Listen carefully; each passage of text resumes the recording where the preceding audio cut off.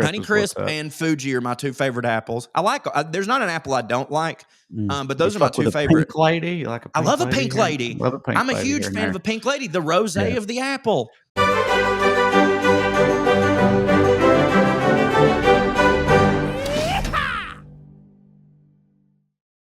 What's up, airheads? It's time once again, putting on airs. Fancy people, fancy stuff, dumb boys. That's what I meant to say. Putting on airs. Me and Cho, here we are. And listen, guys, that's right. You know, it's going to take you someplace in your mind, right? It's 2 a.m. on the internet, deep in the heart of the night. You're online, scrolling social media. 2 a.m. online. You know what that means? It's time for everybody's favorite game. Is Cho suicidal? Now, here's how the game works. Here's how the game works. God, Jesus. You go to Corey Ryan Forrester's IG page and look at the most recent post and try to decide, is he about to kill himself? Now, this sounds simple. Thank you, Bob. But there's more to it than you think. All right. For example, like, all right. I hope that there, at least some people listening, know what I'm referring to. But if you don't, surely some, yeah. A couple nights ago, late at night, Corey was, I think, high. I'm so high glad and drunk, or just high, or what? Both. I had So what the deal was is I'll go ahead and Soul is our sponsor this week, and thank God for them. What had happened was I had gone out to the bar with my friends, and I do not, you know this, me and you talk about this. I don't like going out to the bar. It's not my thing. But we were playing golf, and we were in a little mini tournament. Me and the guys that are members there, we just kind of make up games and we throw money in or whatever. We're in a tournament, and on my team, so this counts for me, a dude hit a hole in one, and I've never seen that happen. It's one. So obviously he's going bananas, and we're all going bananas. And dude, I'm telling you right now, maybe it's because I'm getting older and I like seeing people happy just as much as I like being happy. It felt like I hit one. You know what I mean? Like the goosebumps were everywhere, and seeing it was crazy. So we all went crazy. And you know, the rule is when someone hits a hole in one in your group, correct? No, you all chug a beer or something? No. You shotgun a beer? you have to go out. A lot of times it's just at the clubhouse, but like it's up to them. You go out and they have to pay for the tab of everyone in their group. Like that's the rule, because like their reward, like they got this right. They already hit real hard, hard, and so they have to buy our drinks, right? Well, this is the first one I've ever been a part of, and I can't say no to that, right? So I go out, but then I realize, boy, you've had a little bit too much whiskey, and I had. I'm maturing, that I actually realized it before, and I was like, pooh. So I called my sister. She came and got me, and I got home, and then I got high. But the high and the whiskey formed to create this post you're talking about. Right. So you started getting in your feels a little bit at this point, but in a good way, in a positive way. Yes. You started feeling gratitude, right? Yes. Which I often do when I'm drunk. You wanted to express that gratitude. Mm-hmm. Right. So you made a post on Instagram, right? Mm-hmm. Expressing your gratitude. Sorry, I just got a text I was looking at. I want to. He can't even see. This is why I want to kill myself sometimes, because he can't even focus on me when he's telling a story about my gratitude. Sorry. It was. I got a text from Flanny literally just now. Flanny owns Largo, so I couldn't. Right, that's more important than me. Not look at my feelings. Anyway. Okay, so he's feeling grateful. I said it was 2 a.m. It was 11:14 p.m., so not quite that egregious, but nearing midnight. This is the post he made. A notes app post, so just a text post that says, if you're only listening, I'll read it to you. I hope you all have a good day /life, and I love you very much. Thank you for however it is you've contributed to my well-being. You have all done at least a little, right? And why is there no music playing? Shouldn't there be music playing? Yeah, there should be. I know. Well, there isn't. Is that a desktop thing? Because I definitely shared my audio. Well, that's unfortunate too. It is unfortunate because on mobile he added music to this post, and the choice was, Cho, would you tell everybody what you? I want to thank you by Dido, which I think that's gratitude. She didn't kill herself in that fucking song. I know, but it's just like Okay, so is this a comment or did you edit the post? No. I think one of the things that made it bad was I never put a caption period at all. So I think that made it worse to people. And then, dude, I sat my phone down, and me and Amber were watching something. I was having a great night. Like I was telling her, turns out one of my buddies OD'd and died that night. Didn't find that out till later, but was having a great night. And I throw my phone down, and all of a sudden I look down and I have a phone call from friend of the show, Alex McDaniel, who is a fantastic sports reporter. And I'm like, it's not odd that she'd call me, but this is a little late or whatever. And she goes, "Hey, are you okay?" And I was like, "Yeah." I was so confused. And she's like, "Well, you need to check your Instagram." And dude, it had been maybe 15 minutes. And I'm talking just lit up. Holy shit, somebody check on him. He's going to kill himself. And I'm sitting there got live to her, go, whoa, what? And she goes, yeah, I think it was the life part that did it. And I was like, what? And I went back and read it and I was like, oh, definitely. It's definitely the part where I said, have a good life. And I love you very much. It implies that you're not going to be around for that life. Yeah. And you want them to know, since you're not going to be there to tell them, that you do love them. Well, and most likely I won't for most of the people. You know what I mean? Like we talk on the internet, but I won't be there for your life. I would like to tell you right now, but yeah, go ahead. Yeah. Well, no, that's it. And that's when I immediately took to it and I commented, yo, why are people thinking I'm dying? Ha, ha, ha. I appreciate your concern, but I was literally just expressing gratitude. My bad, y'all. Now, there were a couple people who commented and were like, yeah, I took it exactly how you intended it. I don't know what everybody else's problem is. However, it's 2 people versus 500 that thought the opposite. So yeah. Well, I understand I'm in the wrong. Everyone here knows you. I think myself, and I started getting texts from people who know me better than you, but do know you, like other comedians. I was sitting there watching golf or whatever, and my phone starts blowing up. It's people being like, "Is Corey okay?" And I was like, "Fucking what?" And then I went to the post, and I immediately, because I was like, dude, he's fine. I promise. Yeah, right. Dude, I'd call you before I killed myself. He's probably just fucked up and fucking, he just do this sometimes. Yeah, I'm a loving boy and I'm appreciative. You're also just and stuff, especially when you be influenced by substances. So bad. Yeah, I'm a very in the dark of night. Yeah. In good ways and in bad ways, mostly bad ways. Well, I think that's the problem with being sensitive is like if you are the good type of sensitive, you probably are also the bad type of sensitive because it's just you're just sensitive. So you know what I mean? So right. Well, we've said before, and other people have said this about themselves and about other people, and I don't know if it's a product that could be made, but what feels like they could come up with it. They can do it for cars. They could do it for Instagram. But you should have a thing on your phone, a breathalyzer that unlocks your social media. I think, that would help a lot. They have certain ones that is like you have to, you set it on at a certain time at night, and you have to solve an elaborate puzzle. And the thinking is like if you're hammered, you won't be able to do that. But I'll be honest with you, dude. I say worse stuff when I'm drunk, but I have better ideas. I got good problem solving skills when I'm drunk because most of the time I've been in trouble, I've been drunk and had to solve something. And, they say if you study for the test high, you got to take it high. You know what I mean? Right. Yes. Encoding specificity is what I remember that being called. Encoding specificity or state dependent memory, either the same thing. I was always fascinated by that concept. It's like how you ever walk into your room or your kitchen or whatever, and you're like, why did I come in here? Every day. Fuck, I don't know. Fuck. And then you give up. You go back to where you were. And as soon as you get back to where you had been, you remember.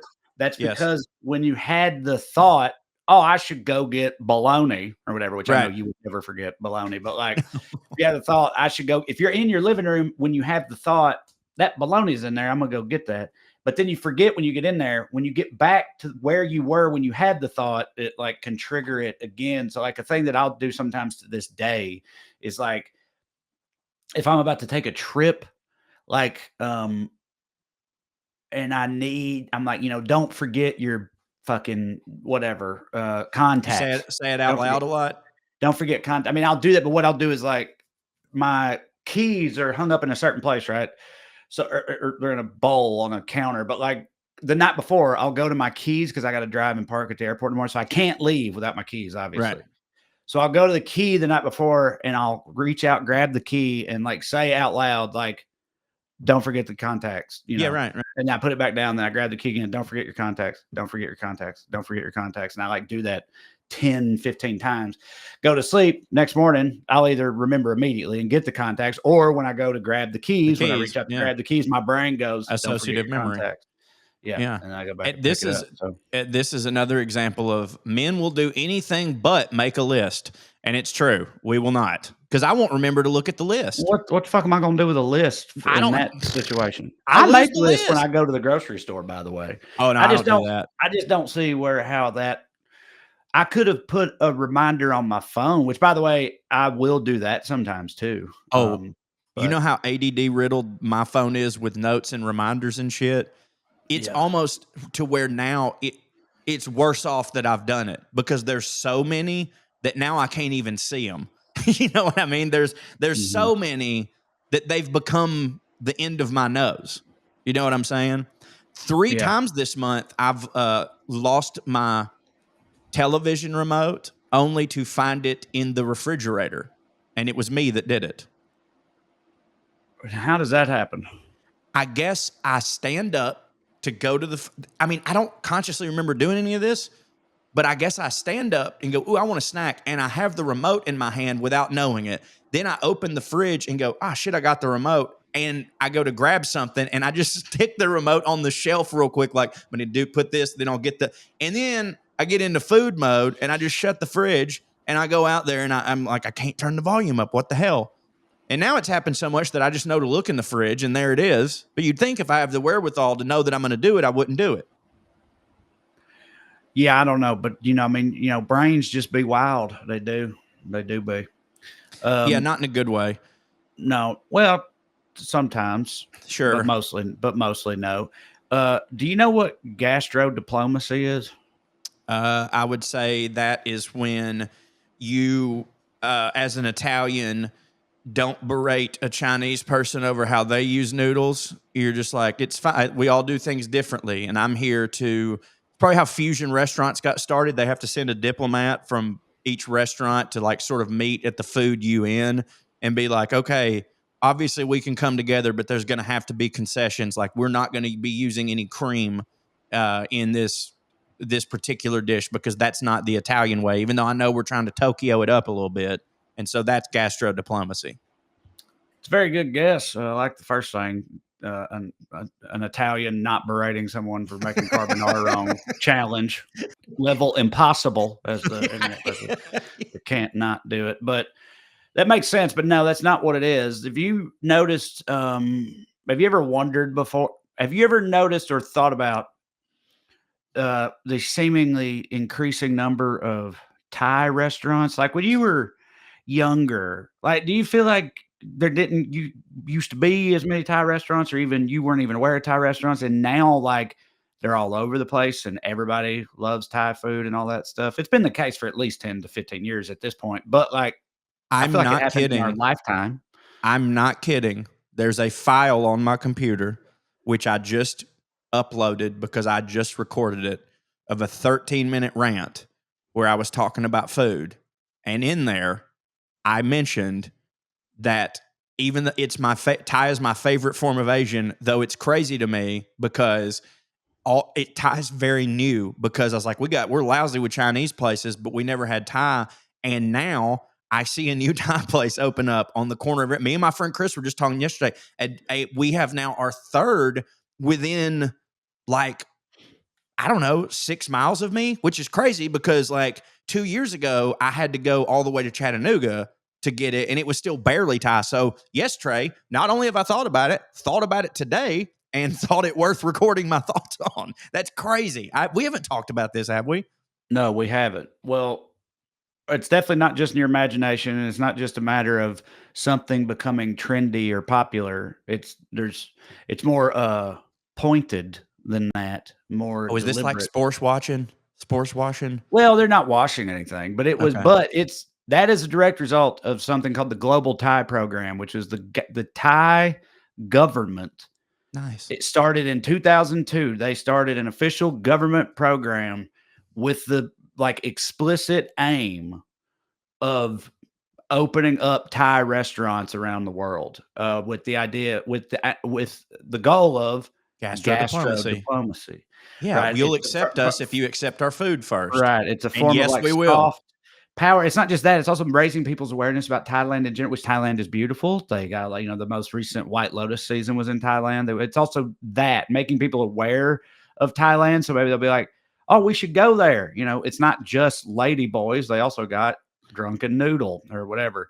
But so it was, they had, a number of goals, but that was the way they wanted to achieve it, was through food and Thai restaurants. So the government of Thailand started this program in 2002, and increased the number of Thai restaurants in less than 10 years. By 2011, there were more than 10,000 Thai restaurants worldwide, which was more than double than had been in existence before that. But it's Thank also, God. the way it works is they have a Department of Export Promotion, which is a subsidiary of the Thai Ministry of Commerce. Okay.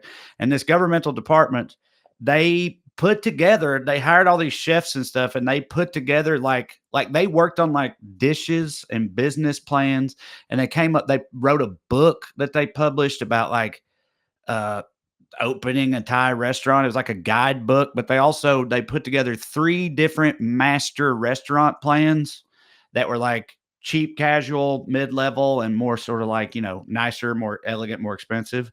They need to do one where it's a Thai African fusion and write a book about it called The Black Tie Affair. What about that? What does that do for you? That's a good one. Yeah. But yeah, black tie dinner. Yeah, black tie dinner. Mm-hmm. But they made these 3 prototype restaurants that you could apply to the Thai government if you were a Thai citizen and say I want to open up a Thai restaurant in another country, and you can pick from one of these 3 types that they have, and they have a plan for it, a guidebook and all that shit set out, and they will so when Sears used to have plans for building your own house, they had this for restaurants, Thai restaurants. And they would have, and I don't know if they helped you with immigration. You might have had to had a procure your visa, whatever. Get your own visa or something. But they give you money. I mean, it's a loan, it's a business loan, but the government will give you money and the plan and all this shit to go and open up. So the government of Thailand subsidizes Thai restaurants worldwide, and that's exactly the reason that they, seeming to explode in popularity out of nowhere over the past couple of decades. It was actually a concerted effort on their part, which obviously has been very successful. But that's the sort of the most important and effective example of gastrodiplomacy, gastrodiplomacy campaign, I think, that anyone's ever undertaken. Sure. But so that's kind of the gold standard of gastrodiplomacy. But in the years since, tons of other countries have attempted similar things, so it's become the South. We need to do that with catfish and although I feel in America, the South's hits do kind of get out there organically because they do hit so much, but it wouldn't be so bad. I feel like when we do it as Americans, we give other countries, KFCs and shit like that, which we're not doing it as any type of gastrodiplomacy. That's all just corporate greed and shit like that. But what is the type of dish that is purely American that could help sort of clean up our image to make other countries be like, oh, well, they can't be that bad if they make this? Nothing. I mean, I think for most, I think people know them are, a fucking cheeseburger, I think. Yeah, cheeseburger. Yeah. And I think everybody knows that. Now, again, the South has multiple things, I would argue, our version of biscuits and gravy. I feel fried chicken, biscuits and gravy, barbecue, brisket and stuff like that. But I don't want them to be, I don't think those things are considered American cuisine. Those are specifically Southern. And that's we're the ones though that, by the way. Me too. But in terms of that's part of America's so big and varied that most things are like regional things in the country. So like when you say what is the most iconically American we'll dish, say Southern then. Cheeseburger is like all I can think of. Well, we'll say Southern then because of all the biscuits and gravy. That's what it is. Because we're the ones that need a rebrand of it. I mean, like I think we hit, but like if you poll most Americans and be like, what's the most problematic region in the United States? It's going to come back to the South most of the time. Don't you think? 100%. Mm-hmm. Yeah. Well, we might need to look into something like that. Do you have other examples of this? I mean, I could find other examples, but this is a very on-brand thing for this show that I am just now reading about that I think you'll appreciate. Because did you know that? So Donald Trump right now, every U.S. president has their own chef, right? Right. The White House chef is Ronald McDonald. Right. Yeah. Right. But the Hamburglar on the Sioux down there. Yeah, but every head of state and every royal, they have their own chef. Buckingham Palace has a head chef, right? Did you know all those chefs get together every year? No, for like a hit summit? A summit of culinary diplomacy where the 25 chefs of heads of state meet every year. Guess what it's called? It's of course a French name. Okay. Le. Does it start with le? It does. Yeah, which means the. Le. I don't know. Le something. Le poupou. Le Club des Chefs des Chefs. Nice. Chef of chefs. Yeah, the chefs of chefs. But apparently, like it translates directly, or this says it does, to the Leaders Chefs Club. So the chefs of leaders, the club for the chefs of leaders, or the chefs of chefs. I guess chef in some, because I know jefe means boss. So maybe chef is like in French can be a form of the word boss or something. I bet it is. Le Club des Chefs des Chefs. So that's like the White House chef and the Buckingham Palace chef and fucking the whatever, the they talk of Thailand and all them motherfuckers, all their chefs get together every year. They talk mad shit. Like absolutely. I guarantee you, I'm certain that they all try to keep. There's probably some sort of like unwritten rules of like you can't talk too much about it because you might accidentally give up a secret or something. But like I'd have to imagine that every one of them is really curious to talk to the American chef on how much he's having to bastardize everything he ever learned in chef school. Yeah, right now especially, no doubt about it. Because most chefs won't even make a well-done steak. I wonder if, like you said, I believe his is Ronald McDonald. Like, who is it? That's what I'm wondering, because I bet it's Skip Bayless's brother. Skip Bayless's brother is a Skip Bayless Skip. He's not a celebrity because I don't think he wants to be. But like in that world, he like arguably hits harder at what he does than Skip Bayless does at what he does. It's kind of wild because neither one of them used each other's influence to get anything. They haven't even spoken in like 45 years because apparently they had a very troubled childhood. And like, it's one of those situations where they're like, we don't hate each other, but when I see him, I think of dad and I can't handle that. You know what I mean?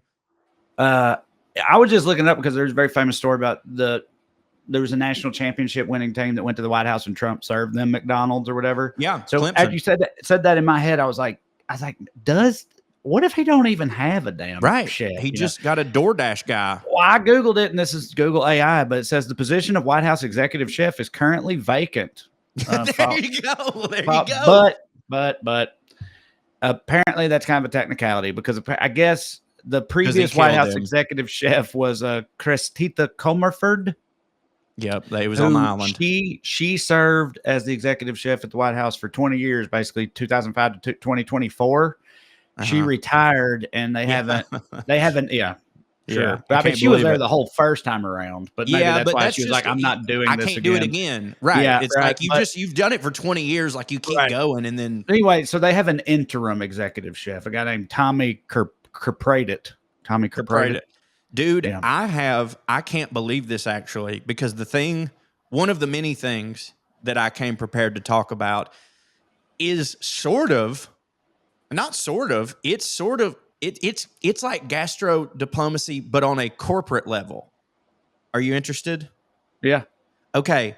So absolutely. this is, again, there's so many parallels here. And I read this and it blew my mind. And at first I was like, oh, that's genius. But then I'm like, God damn, like, you know, my relationship with marketing and advertising is very odd because like there's so much of it now that I think is inherently evil, but at the same time I'm like, but I'm glad it exists because I do like knowing about shit that hits. Like I get upset when I don't find out about something. I'm like, I wish they'd have marketed this more because that would have hit for me. You know what I mean? So like there's a part of me that sees it as a necessary evil, but then like the way that there's the way that everything has a little ad in it, and like Instagram is really like they say if you're on a website and it's free, you're the product. You know what I mean? And I go, God, this is all exploitative or whatever. And this right here, man, this takes it to another level of just like the psychology between not duping people, but just like forcing them into a way of life. So in the 70s, Nestle,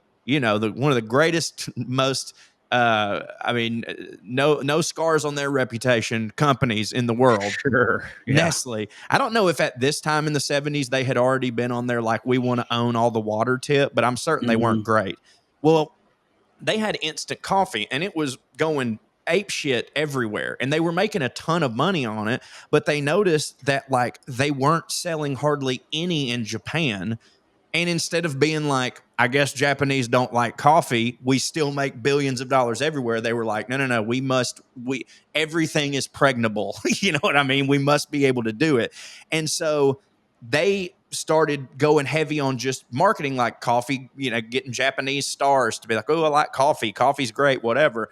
But like coffee was just not at all a part of their culture whatsoever. I mean, they even more so than like England and all them where tea's the main one, like they still fucked with coffee, but in Japan, it's like not at all.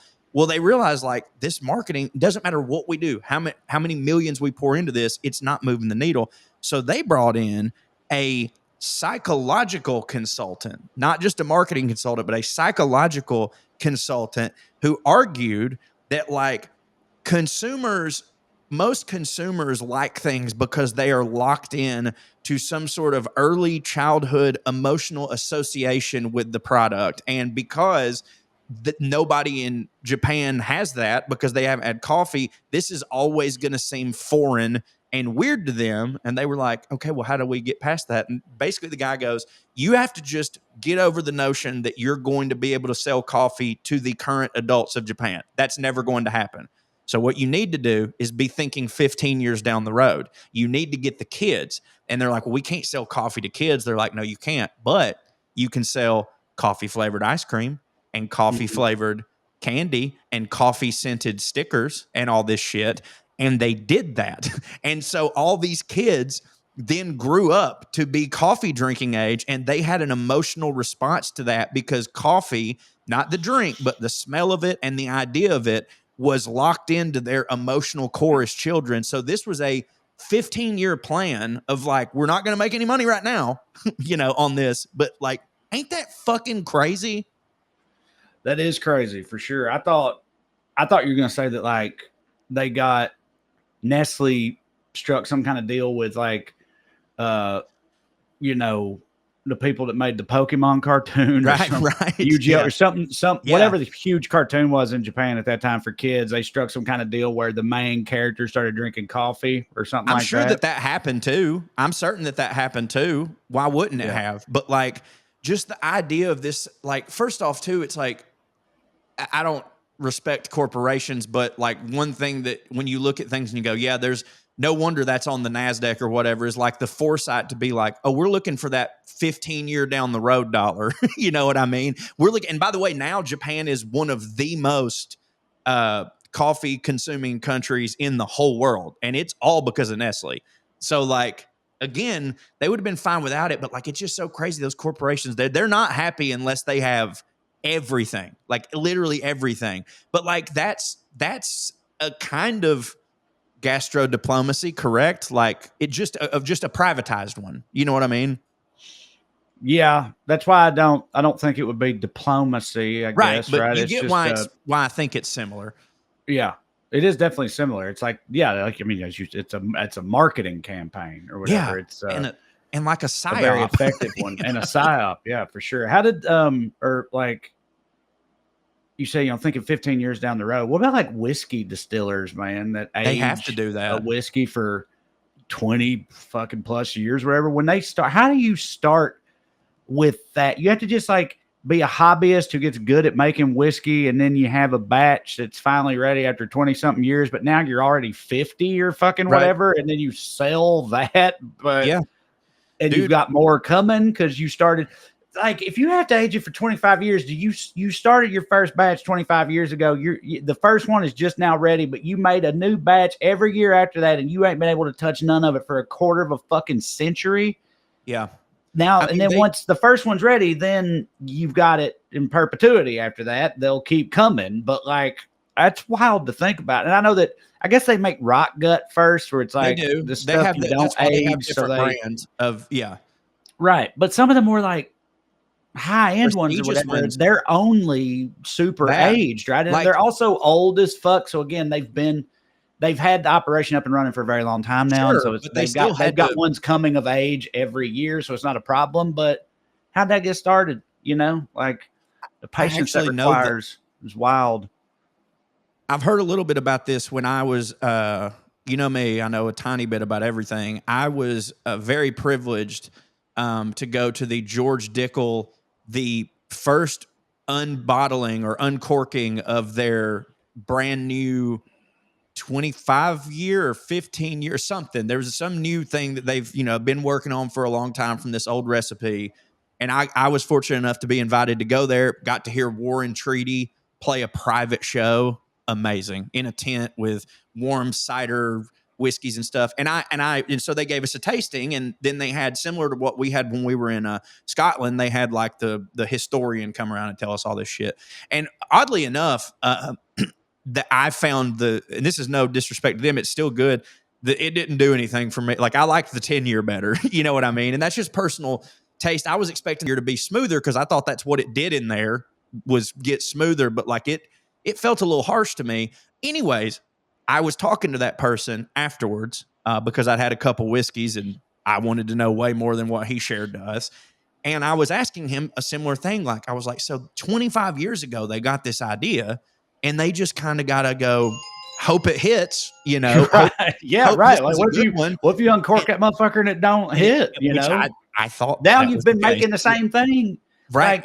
Like, every year for 25 years. And now you got 25 more years of something that don't hit. Yeah. Fucking then what? So what he was telling me about, like, obviously George Dickel has been, they've got it. They're a well-oiled machine. They've been doing it for a long time. But he said that nowadays, whenever people go to start their whiskey company, if they've done it correctly, when you go to start your whiskey company, you don't look at what the whiskey market is looking like right now. You have to look at projections. And apparently, for the most part, save for prohibition and times of like truly great recession, although recession oftentimes makes it go up. They sort of have a through line of like, whiskey's very cyclical, and like it'll peak for about 15 years and then there'll be a new hot vodka, or then the trends change. But you can kind of see, if you look 10 years down the road, you should be able to look back and go, look at all these other 10-year gaps. We're probably in a good spot right now to start if we want to age 10 years. But then to your point, you would also go, well, we got to have one that comes out now, though. We have to make money in the interim. So yeah, they'll either make their rock gut to where it's just like people want to buy it, whatever, or they will diversify and maybe under a different brand name, but under the same LLC, make a vodka and sell that, because vodka I don't think people require the same shit out of their vodka. Like, I don't like whiskey. Me and you will talk about this, was aged in a barrel. With vodka, I'm like, goes good with Coke, or whatever. Like, vodka's just a filler. So I think that's almost how it has to be done, unless you just have family money and fuck all, and you're just like, as a hobby, and I'm gonna do this. So yeah. You said they had to project years out in the whiskey world. I wonder does that mean they're like currently ramping down in advance of? Because I keep hearing that, the younger generations don't be drinking. So like, if the whiskey people are being honest with themselves, I would think that would have to mean that the projections for when those kids come of age and shit is lower, Right. worse, a little more Yeah. grim, you would think, if they're being honest. So I wonder, I'd like to know if internally, if whiskey makers are, like pumping the brakes, like taking it down because they expect it to, they're preparing for that. I would say there's definitely some of them who are probably like the current oil people who are just like, no, it'll always hit. You know what I mean? They've just got like I don't think it'll ever like go it completely won't. away. But just a few percentages here and there can affect your overhead and thus your staff and thus your everything. I think that the big ones have they've probably also got their hands in tequila and all this stuff. But I think what they're all about to do, we're about to start seeing, this is my prediction, Jack Daniel's THC seltzers. Jack Daniel's, like that is going to be the new thing. And by the way, awesome, great. Because if you look at the numbers, there've been more, I think there've been more THC bars open in the past 6 months than in the past 10 years combined. You know what I mean? When I tell you that I can't even begin to understand the appeal of that. Like some of them are so low dose that my whole thing with weed has been well documented. But even when I fucked with it and loved it, not in like a bar scenario. Right. It's like it was in a fucking on the couch with my homie or my wife or something and watching a movie that hits real hard, or I've got headphones on listening to Slash play a solo, like that, or playing a video game and getting really immersed in it. But not a fucking bar. I just can't imagine, even if you super are into weed, it's weird to me that anybody would want to go to a weed bar and sip on weed beverages with your coworkers and shit. Like that's just the appeal of that is utterly alien to me. I feel like and always has been. I hear you, but also I don't like going to bars, period. So I double hear you. But I will say this: bars hit for me sometimes. I will say this: when we first started smoking weed, there was no such thing as I'm taking this many milligrams of this, or it was just you hit however strong that weed was, you hit it, and you never know what's going to happen, right? And also, we didn't have bars that offered the weed or whatever. But with, especially our sponsor Soul, they have them that are so low dose, and I've told you this a bunch, because me and you we're the same when it comes to weed. I can, over the course of the party, have 3 to 4 of those super low dose ones and feel like I've just had a couple of beers. And I think that we also just come from a different generation. Like, the kids, I know fentanyl is running rampant. I know that. But like for the most part, kids don't do as many pills as we did because we didn't know they's going to kill us. And I think they're also way harder to get, I think. Way harder to get. And which is why fentanyl and heroin are a thing. But I think too, like a lot of this generation, they saw our group drink and drive and kill themselves and all that stuff. And like people are also just way more wellness minded in general. And I think the big boom in therapy, which is a good thing. And like the pandemic, I think the pandemic really is the answer to all this. It made everyone look inward and it changed themselves, because I think what happened the first 6 months of the pandemic, people got worse. You know what I mean? And then it was like we all sort of hit rock bottom at the same time. So this one I could see being a fad, but I do think it's going to have a huge impact on whiskey and a lot of things for a while. And you're going to see, again, Jack Daniels, George Dickel, all these people, they're going to have to they're going to have to put their hand in that game.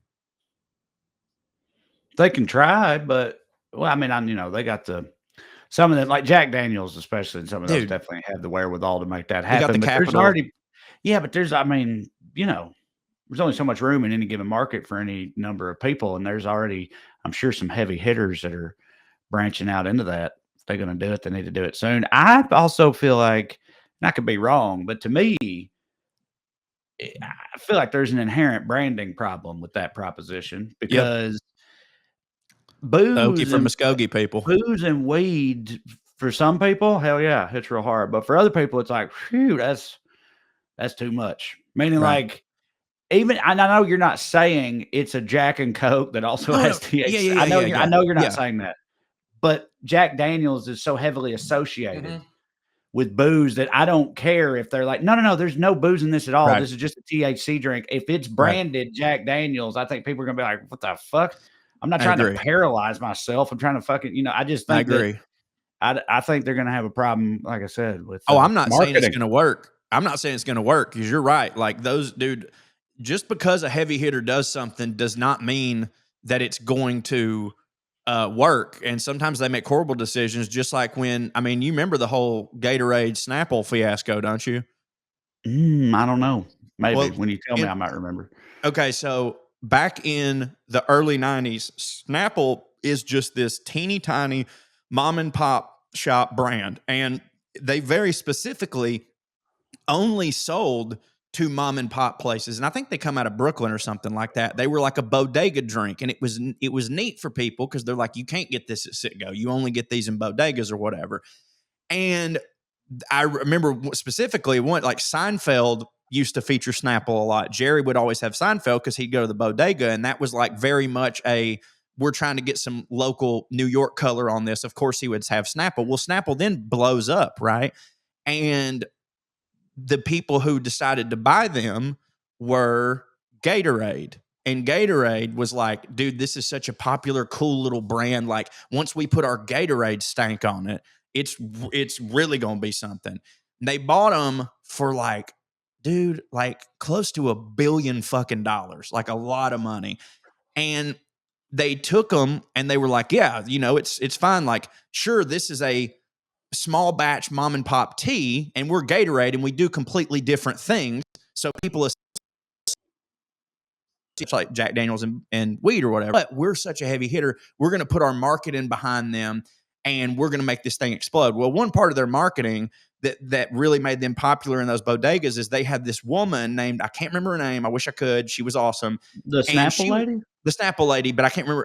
So this is all the Snapple lady and the shit on the inside of the lids and all that is pre-Gatorade? That's pre-Gatorade. So because by that time, they definitely were not just in bodegas and just Snapple. By the era of the Snapple lady and the lids and all that, they were like a cultural phenomenon. I hear you, but Gatorade ended up bringing the Snapple lady back, but they fired her briefly, right? They fired her briefly. And she was actually, by the way, she was not an actress. She worked there and she was just kind of a quirky gal. And so they just put her in their marketing and stuff. And Gatorade got rid of her and started marketing Snapple as this like, oh, it's also hydrating and to their sports crowd, And all of a sudden people were like, well, Snapple's not even cool anymore because it's kind of like, I'm sure there's a lot of people who like Taylor Swift's first album but don't like her now because everybody likes her. You know what I mean? So that happened, and then the stock tanked. People just gave up on it. They're like, no, boo, this don't hit. They stopped putting them in the glass jars, which was it for everybody. And it's tanking. It's not really working. They don't understand why. So then they bring back the Snapple lady, but by that time, like they dropped the market share, and they ended up selling that back to somebody else for just $300 million.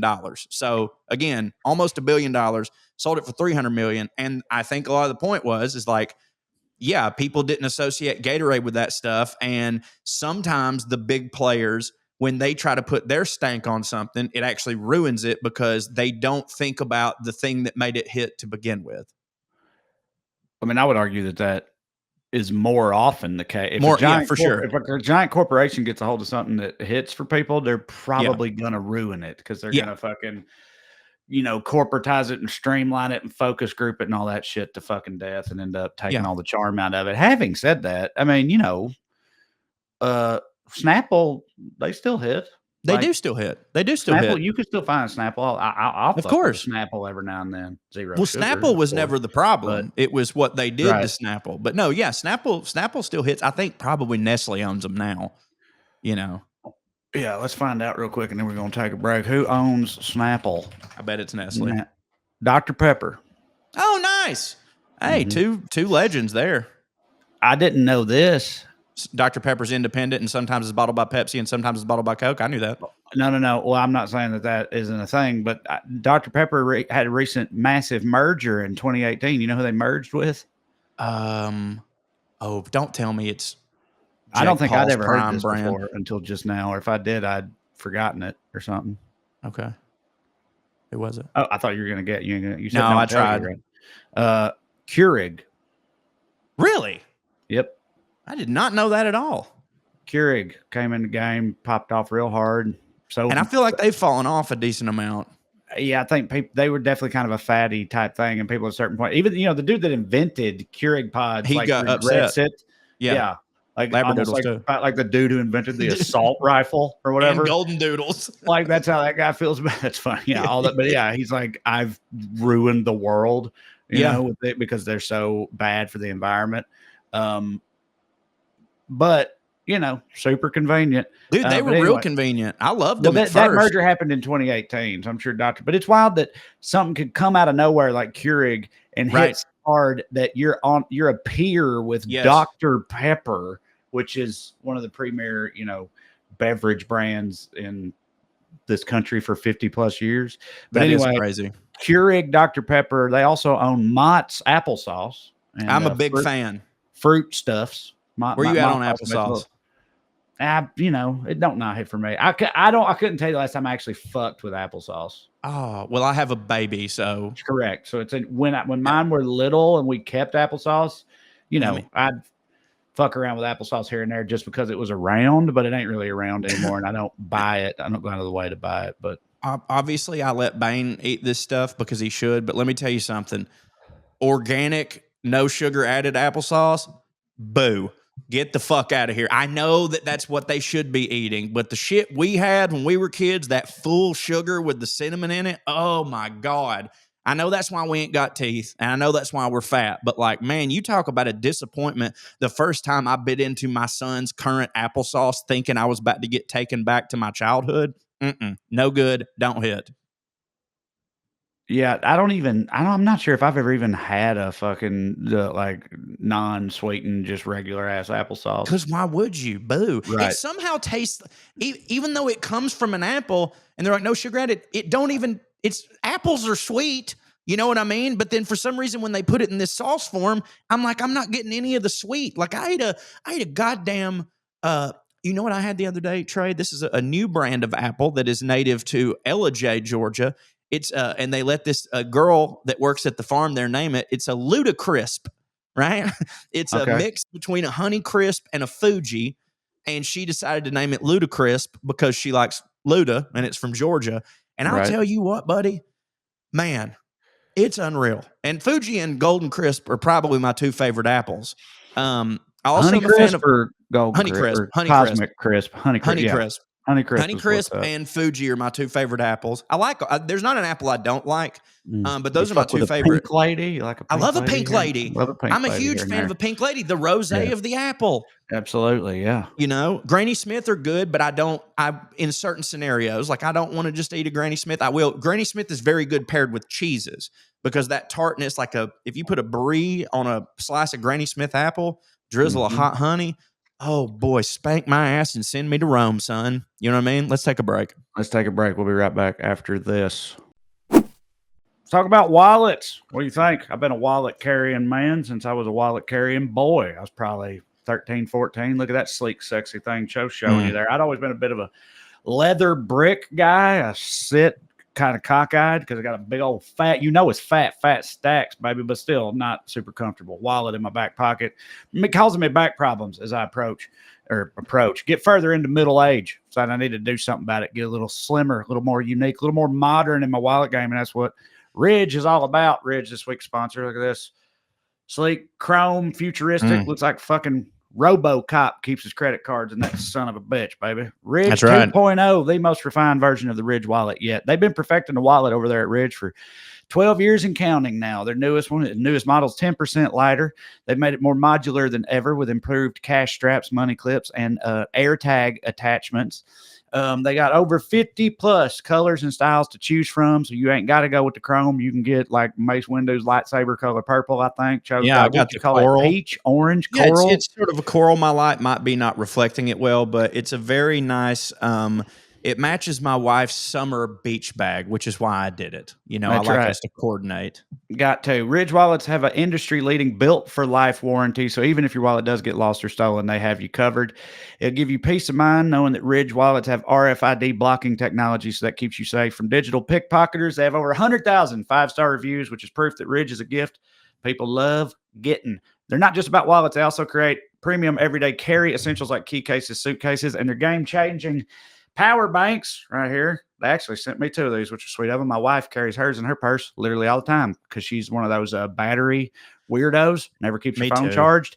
But Ridge helps with that with their new Hitton power banks. Everything they got has the same sleek, durable design. So if you look on Ridge, you will find the perfect gift for any wish list. Everybody knows that losing your wallet is the worst, but Ridge has a tracker card, so you always know exactly where it is before you have to start panicking. They've got you covered. No worries on that front. Give the gifts that stay out of the junk drawer and find their way into everybody's routine, everybody's travel plans, and the adventures that we call life. For a limited time, Ridge is having their huge Black Friday sale. It's that time of year. You also head to RIDGE Ridge. That's ridge.com to get up to 47% off your order. That's by far the biggest discount they've given all year. That's ridge.com for up to 47% off your order during the biggest sale of the year. After you purchase, they're going to ask you where you heard about them. So please support our show and tell them that POA, Puttin on Airs, sent you. Guys, here's what you need to do. Enter the room dick first. Why wouldn't you? Because Blue Chew's not just a tablet. It's a cheat code for your crotch. Stronger, harder, longer lasting. Like someone gave your downstairs a pep talk and a gym membership. Like Don Shula himself is talking to your wiener with that big old coiffed of white hair, gold chain, making your wiener just want to get out there and win one for the boss. You know what I'm saying? I've been taking Blue Chew for going on 8 years now, not every day. And it's not, like I've said, it's not an admission of like, I got something wrong down there. You may, and that will certainly be a reason to take it, but it's just extra confidence. It's like, I don't have to take protein powder and peanut butter before I work out, but it certainly fills my muscles up more and makes it hit harder. It's just one of those things where you got too much to think about nowadays. Why think about this? I'm telling you, dude, you take a Blue Chew, you can just blow on that thing and you're ready to go. And it comes in a very convenient, a discreet package. Nobody knows what's going on. You can get it online, comes right to your house. You don't have to go to the pharmacist, have a conversation with her. You don't have to wait in a line. Your mailman or mail lady or mail person or whatever has no idea what's going on. It's just great. It's great for confidence, and it's great for making a lasting impression. First impressions are great. Turn them into a lasting impression. Great for first dates. You know what I'm saying? When you really want to bring it. And we got a special deal for our listeners. As always, get your first month of Blue Chew free. That is not a typo. It is free. Just use promo code POA at checkout and pay $5 for shipping. That's it. Join Blue Chew's mission to upgrade humanity one thrust at a time. Head to bluechew.com for details and safety info. And a big thanks to Blue Chew for sponsoring the podcast. Skew. Talk about sups, baby, supplements, bro. I've been on the sups tip since I was a young frat lad, all those many moons ago, 20 years ago. Yeah, chin strap. Had chin strap play, baby. That's right. But mostly just, the pretty standard protein and creatine, the big two. A lot of you read about sups a lot of times. You're like, do these work? Do they not? Whatever. But those two have definitely stood the test of time. Those are just things your body makes that hit. But now you can say, hey, body, you ain't hitting hard enough. You should do more of this. Right. So that's why I roll with those. And we've got a new preferred supplement provider in the Crowder household, and they're called Momentous. This week's sponsor, Momentous. They sent me a bunch of sups, and I have been thrilled with every last one of them. With protein, a lot of times I judge the protein powder on a couple things. Does it taste good, obviously, but also does it cause gastrointestinal distress? Some protein powders out there turn your butt into a weapon of mass destruction, right? And that is bad for everybody in your family and household. Momentous does not. It hits super hard, tastes like a milkshake, essentially, if you know how to mix it up right, and you know that I do. And no GI, smooth as eggs, baby. No problems whatsoever. Take it literally every single day. Momentous's creatine is also top flight. They got a new thing they want you to know about creatine chews. That's right? The go-go juice right there, boy. That's right, baby. They're bite-sized lemon lime chews that make consistency effortless. You just chew and go. Creatine does help build muscle. I've used it before myself, like I said, and it absolutely works. Like that's why you've been hearing about it for 20, 30 years now. But people don't know that it does more than just that.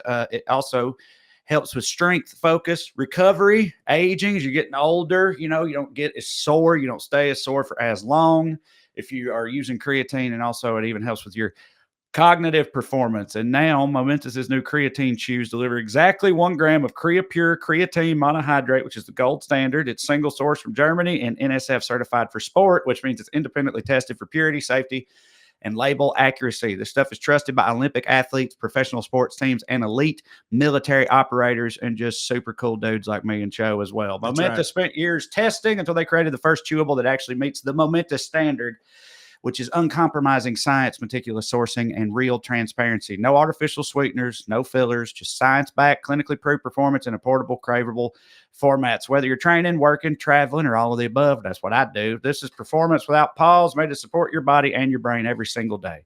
Unlike generic brands, Momentous doesn't follow trends. They perfect the fundamentals. This stuff here is creatine done right. And we know we got a lot of lady airheads out there, a lot of you ladies listening, supporting the show. We want you to know, if you think creatine is just for bros, it's not. In fact, you could argue it's even more essential for women who naturally store about 70 to 80% less creatine than men, which means consistent supplementation could have an even greater impact on energy, recovery, and focus for yuns. All right. So right now, Momentous is offering our listeners up to 35% off your first order with the promo code POA. So go to livemomentous.com and use the promo code POA for up to 35% off your first order. That's Live Momentous, Momentos, livemomentous.com. Promo code POA, 35% off your first order. You need to be supping. Start doing it with Momentous. Absolutely. Sup. Hey guys, it's the holiday season, and that's wonderful, and that's great, and it's fun.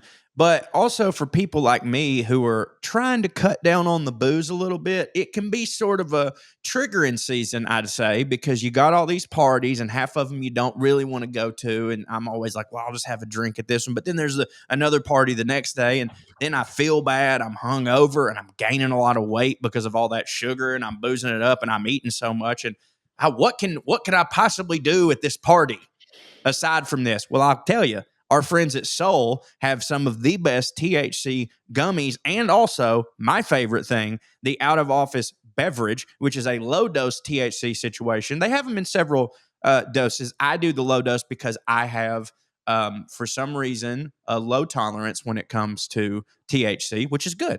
I drink the low dose ones. I have fun at the party, and then I wake up the next morning. I remember everything. I don't feel horrible, and I'm not as bloated. It's very, very nice. And even when you're not at the party, you want to relax by the fire. Instead of having a nightcap of brandy or whatever, have some of this, take you a gummy, get in a cozy blanket, watch Christmas Vacation, all your favorites, because it's going to enhance every single aspect of your life, especially the entertainment, as I can tell you. Their Soul is a wellness brand that believes feeling good should be fun and easy. So this is a delicious hemp-derived THC and CBD products designed to boost your mood and help you unwind. Their best-selling out-of-office gummies were designed to provide a mild, relaxing buzz, boost your mood, and enhance creativity and relaxation. They got 5 different strengths, so you can tailor the dose to your vibe, from a gentle 1.5 milligram microdose to their newest 15 milligram gummy for a more elevated experience. Go high test, baby. Take advantage of Soul's Black Friday Cyber Monday deal now. For a limited time, get 40% off your entire order. Go to getsoul.com and use the code POA. That's getsoul.com, promo code POA for 40% off. Don't miss their best deal of the year. Soul, I'm on it right now.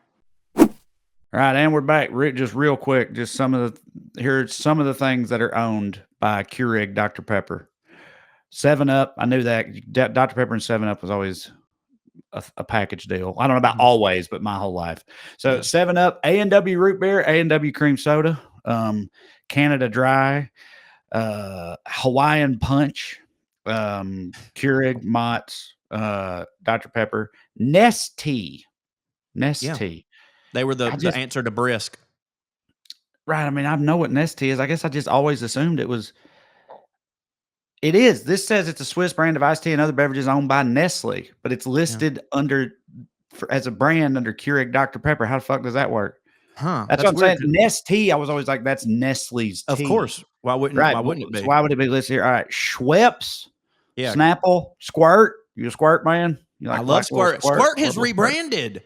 No. It's Slice that has. Slice. You remember Slice? Of course, yeah. Slice is now And the thing is, like, it didn't say Slice prebiotic. It just was the regular can of Slice. But now, if you notice, it is a prebiotic soda with all that fancy stuff in it and less sugar, which I'm a fan of those prebiotic sodas, but like, it is very not Slice, But yeah, Squirt, love Squirt.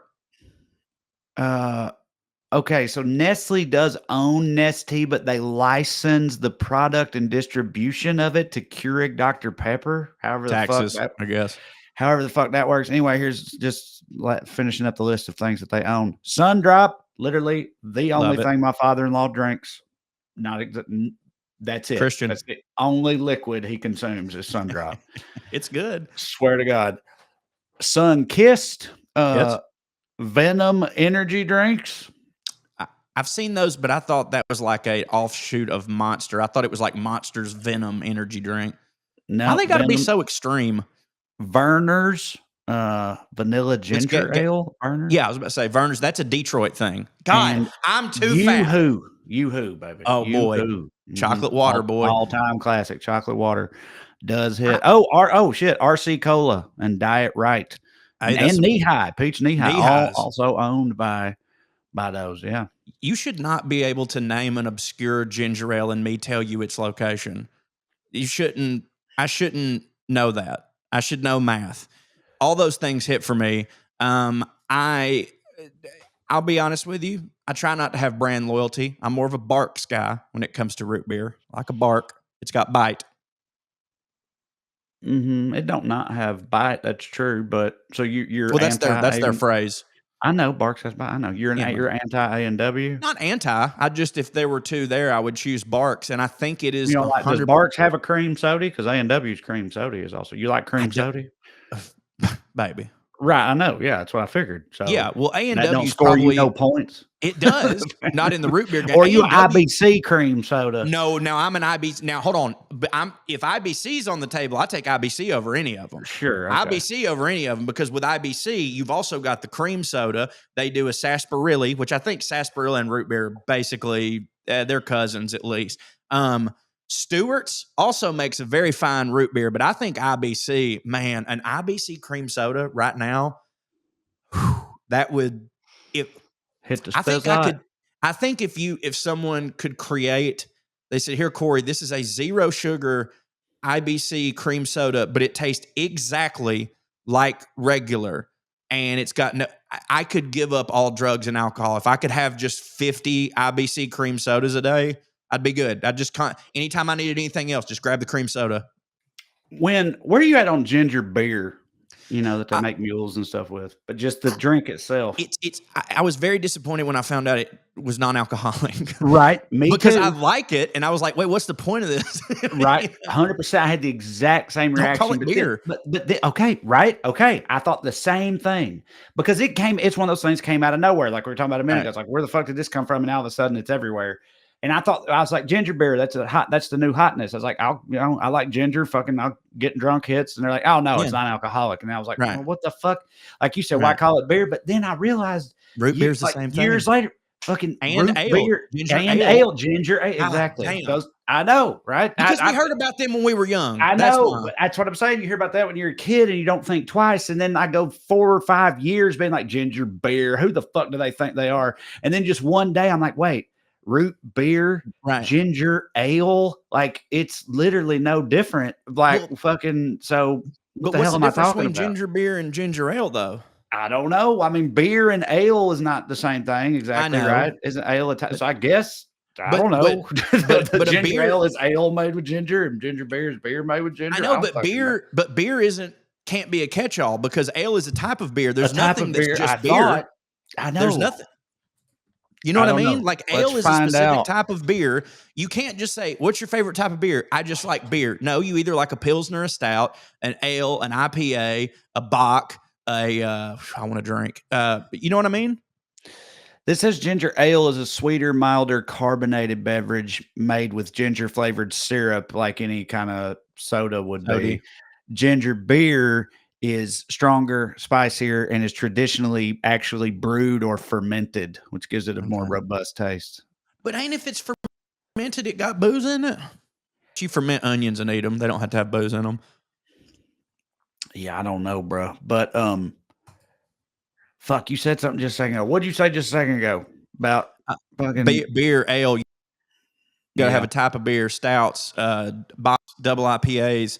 Yeah, I don't know what's going. Oh, ginger. Yeah, this just reminded me. Just how funny is it that on a whim one time I submitted a bio for us when we still all toured together as Well Read, like because I don't remember what kind of show. Somebody was like, "We need a bio for these guys," and I was like, "I'll put something together."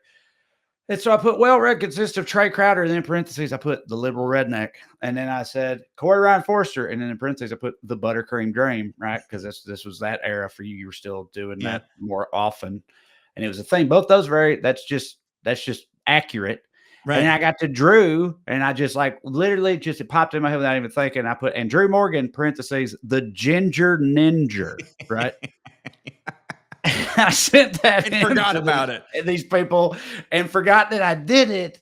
And then to this day, years later, like somehow because of how I don't know if it's AI or the internet or whatever, but like that, whoever I sent that to all those years ago, sometimes other people will see that and use it as a source. So every now and then, randomly, still every now and then, they'll promote him as that. It'll pop up. It'll say Drew Morgan, the ginger ninja or whatever, which is so funny. Because the funniest part was that, again, I did that and forgot I'd even done it. And then literal years later, Drew saw it and was like, what the fuck is this about? And we waited. Yeah, I was like, oh, God. It was like the best possible payoff for that. Fucking, it was phenomenal. Yeah, does hit. Ginger beer grew apart during the 19th and 20th centuries. They're now decidedly different drinks. Let's see here. Ginger beer is typically spicier, less perceived sweetness, although the sugar content is pretty much the same between the two. Right. Has to be for fermentation. Ginger beer is traditionally made effervescent via fermentation, whereas ginger ale is artificially carbonated. Ginger beer may contain small amounts of alcohol as a result of the fermentation process, 0.5% or less. So, right. Don't count. So is that how like non-alcoholic beers, they still have a tiny amount in them because they're still brewed or whatever like a regular beer is? Especially now because used to the reason that non-alcoholic beers are sort of having a moment right now is because so many more people are giving up booze, but also because they are better because basically back in the day, what they were making was not actually a non-alcoholic beer. It was a non-alcoholic drink that they had flavored to seem like beer, but it wasn't going through the process. You know what I mean? And now they are actually taking care to go, hey, we need to make this really good. So they are going through the whole process. And because of that, I'd say it's almost impossible that they don't have at least a little bit, which like that still seems like it'd have to be problematic to super hardcore alcoholics. You know what I mean?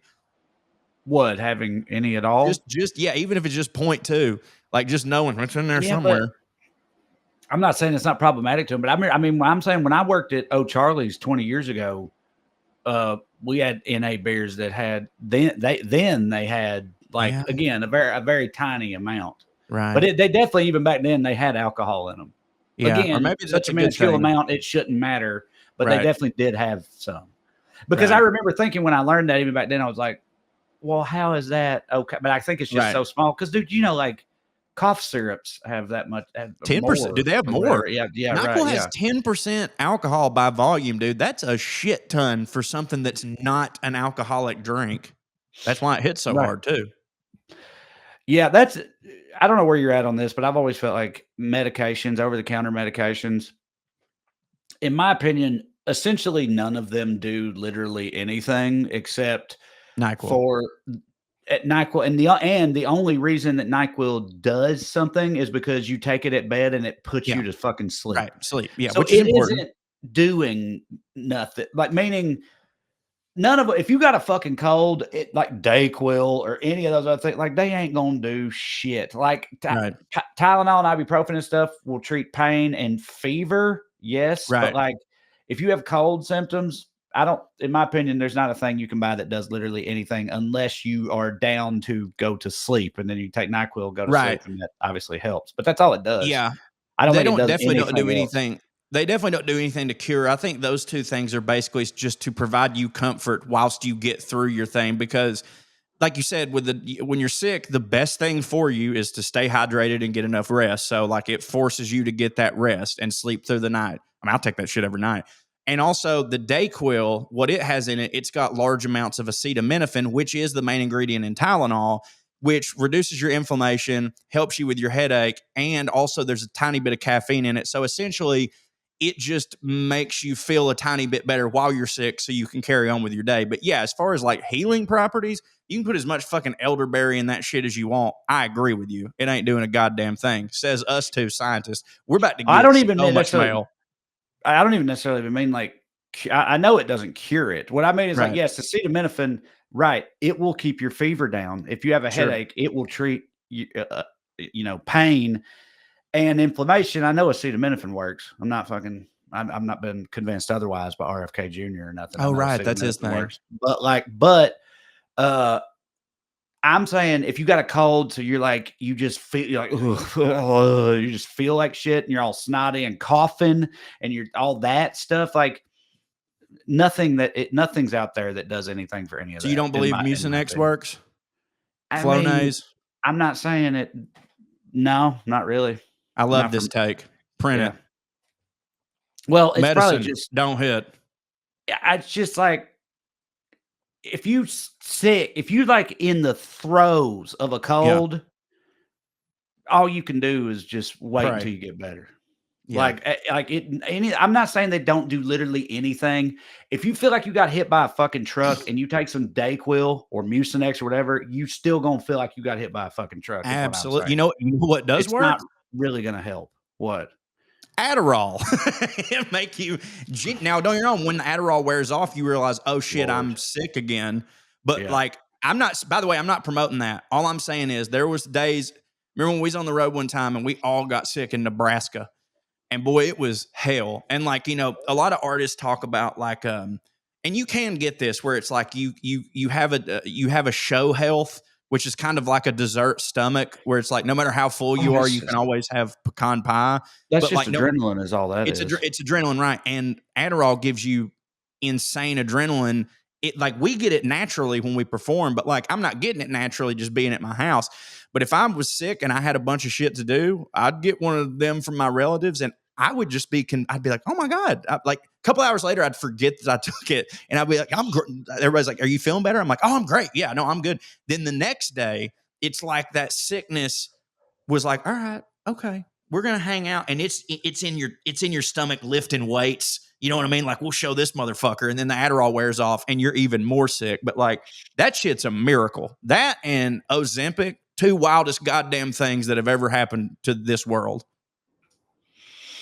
Yeah. Adderall is like, a straight up, like, you can ruin your life with it. Yes. Ozempic, absolutely. Correct me if I'm wrong, they still don't. Right. People like, as of right now, isn't the thing about it, isn't kind of, it's a miracle. It's a literal miracle. It's a literal miracle. And I know there's people that are like, it's way too early to say that. You just wait. Something is coming eventually or whatever.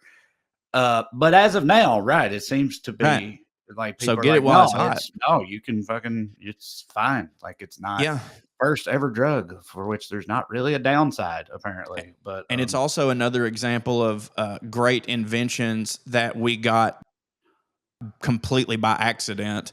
Much like, what was it? The microwave, like the microwave was invented by accident because some dude was like in a nuclear site and realized that a chocolate bar melted in his pocket whilst he was standing next to a heatless reactor or something like that.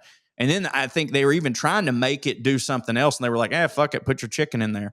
And Ozempic was not at all intended to be a weight loss drug. It was purely to help your insulin and glucose levels, I think, with type 2 diabetes. Yep. And turns out a side effect of that is weight loss. So keep trying stuff, man. That's, hopefully we'll fucking cure cancer that way. I'm sure we'll be trying to make some new type of nougat for the baby Ruth and it'll heal a rat.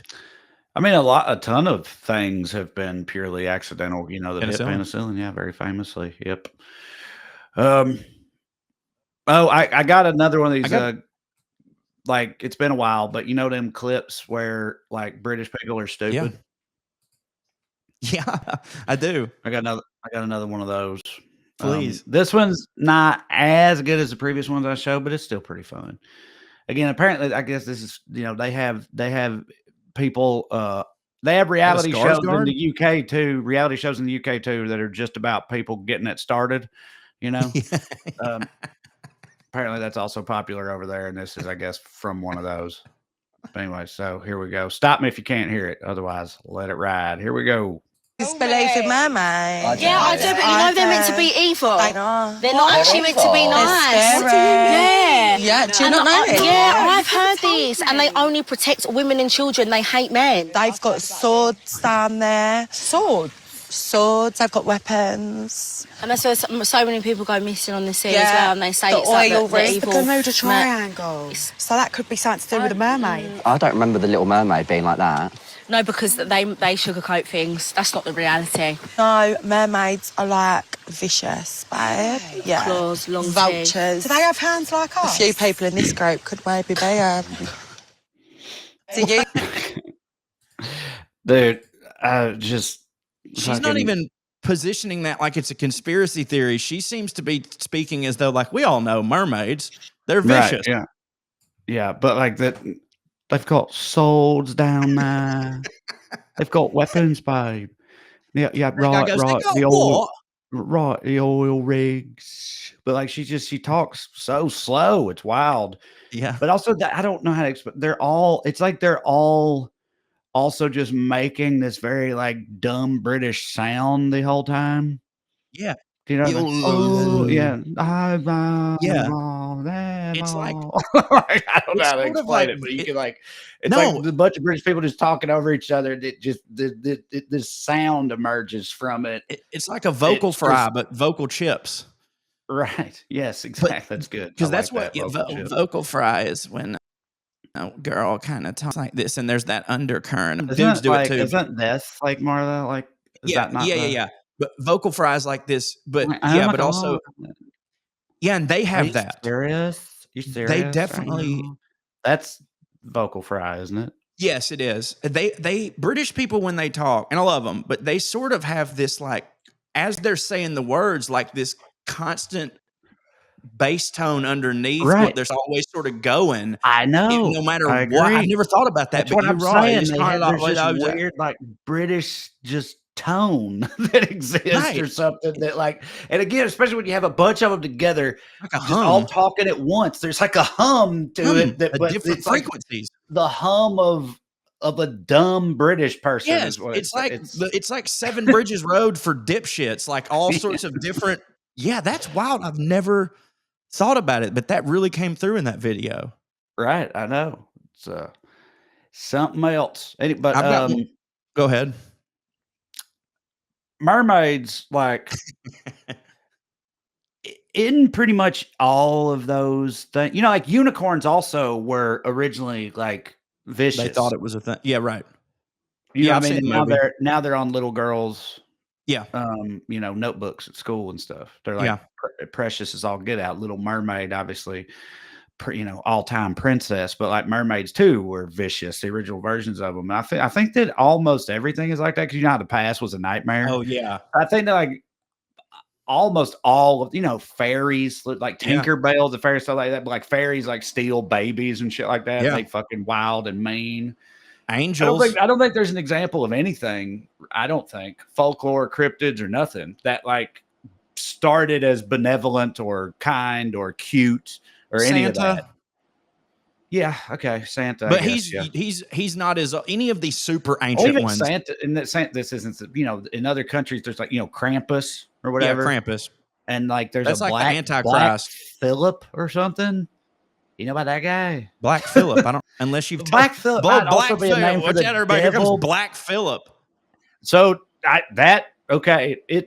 I'm glad you don't know about this. Let me find this. So it's like a Santa. Maybe it isn't fucking Philip. It's one of the like European country Black Santa. It's not Black Santa, but it's Black Pete. Black Pete is his name. Okay. Philip's funnier. In the Black Phillip is from a Robert Eggers movie, and it's like the devil character or whatever. So that's what was throwing me off. But anyway, He hit for you? Yes, he does hit for me. Robert Eggers does hit for me. Again, I go back and he hits for me. I haven't watched him ultimately yet. Yeah. I haven't either, because Caleb, our buddy Caleb, was like, that was the most pointless, dumb, boring movie that's ever been made. He's like, there's no fucking, I have no idea why anyone thought that should be. He's like, absolute waste of fucking time. I was like, I respect Caleb. Yeah. But anyway, yeah, me too. That's part of the reason I haven't watched it. Did you hear that, Robert Eggers? That's what our buddy Caleb said about That's what our buddy Caleb thinks about you. Caleb's signing, by the way. You can go to calebsigning.com to get tickets to see his shows, unless you're Robert Eggers, who don't hit for him.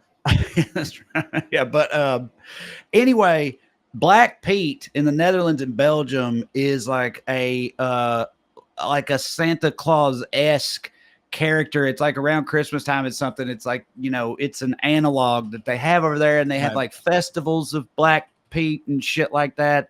And I'm trying to find some pictures right now, because you were like, oh no, here comes Black Phillip, whatever. Right. Well, let me show you some pictures from the actual Black Stanley from The Office. Black Pete festivals in the Netherlands. I don't know if how current these are, but they're not that old. But anyway, so like that's Black Pete right there. Wow. Yeah, right. Wow. So like, hello, my baby. Hello, my darling. Yeah. That's not good. Yeah. Fucking shoo-wee. Look at this, bro. You see Go this back one? to your old Kentucky home, Black Pete. Look at that. Wow. Oh, boy. So, yeah, and nobody calls them on it, because well, there ain't none. There ain't none over there. Fucking, they got a fucking eating stinky fish. Just not that long ago, there was a controversy, Summers over there, Belgium or Germany or somewhere, where they still had like a very popular pastry that translated to like N-word feet or something. Yeah. Like the German word for Those that. Those were my granny's favorite nuts. Yeah, the toes, the N-word toes. Mm-hmm. Yeah. What are you gonna do? What are you gonna do? Anything else? I guess you could do. Yeah. Yeah. Big fan. When you're eating from your granny's bowl of N-word toes, would you then head out with your friends for a fun game of N-word knocking around the neighborhood? Sure would. And sure would. And then when I got home and she asked me to mow her yard and the lawnmower didn't work, my grandfather would N-word rig it. N-word rig it. Yeah, right. Yeah. Exactly. And then I would work like an N-word. To hopefully one day become N-word rich. Exactly. Yeah. It was a big thing. A big deal. And I can't believe they took that word from us, like goddamn. So I guess, this is an article from 2020. So 5 years ago, a headline: Black Pete is time up for the Netherlands blackface tradition. Hashtag time up. The Netherlands are facing tough questions over its yearly festival amid a global anti-racism movement. So I think that, Black Pete's fallen off in recent years, but you can't have everything forever. So I've got I have a clip that I want to show you. Look, I don't really have a lot of context for this, except for I did check the comments and someone was like, I think they're Russian. And then someone was like, yeah, they're probably Russian. So I'm going to go with they're Russian. But, they say, Trae, that like kids just stay inside on their iPads all the time and they're not doing, the kids aren't out riding bikes and getting into trouble and stuff like that.